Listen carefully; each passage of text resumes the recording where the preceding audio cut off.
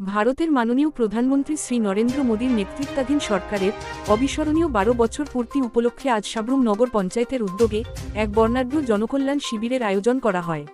সাব্রুম পুরাতন টাউন হলে প্রাঙ্গণে অনুষ্ঠিত এই বিশেষ কর্মসূচিটি জনসেবার এক অনন্য নজির স্থাপন করেছে। অনুষ্ঠানে উপস্থিত ছিলেন সাব্রুম মহকুমার ভারপ্রাপ্ত মহকুমা শাসক রতন দাস, ডিসিএম মনোজিৎ দেববর্মা, সাব্রুম মহকুমার পুলিশ আধিকারিক দীপ্তনু বিশ্বাস, সমাজসেবী শান্তিপ্রিয় ভৌমিক, গৌতম ত্রিপুরা, তাপস লোধ প্রমুখ।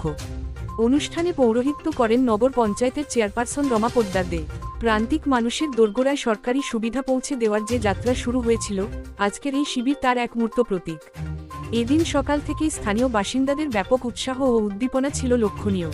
শিবিরে বিভিন্ন সরকারি প্রকল্পের সুবিধা প্রদানের পাশাপাশি সাধারণ মানুষের নানা অভাব অভিযোগ সরাসরি শোনার ব্যবস্থা করা হয়। অনুষ্ঠানে উপস্থিত বিশিষ্টজনেরা প্রধানমন্ত্রী শ্রী মোদীর দূরদর্শী নেতৃত্বে গত এক যুগে দেশের সামগ্রিক উন্নয়নের চিত্র তুলে ধরেন। তারা বলেন, সবকা সাথ সবকা বিকাশ মন্ত্রে উজ্জীবিত হয়ে বর্তমান সরকার প্রতিটি ভারতবাসীর জীবনে ইতিবাচক পরিবর্তন এনেছে। স্বাস্থ্য, শিক্ষা, পরিকাঠামো এবং সামাজিক সুরক্ষার প্রতিটি ক্ষেত্রে ভারত আজ এক নতুন উচ্চতায় পৌঁছেছে। শিবিরে অংশগ্রহণকারী সাধারণ মানুষ সরকারি পরিষেবাগুলি দ্রুত পেয়ে অত্যন্ত আনন্দিত। এমন জনমুখী উদ্যোগ আগামী দিনেও অব্যাহত থাকবে বলে আশা প্রকাশ করেছে সাব্রুম নগর পঞ্চায়েত কর্তৃপক্ষ।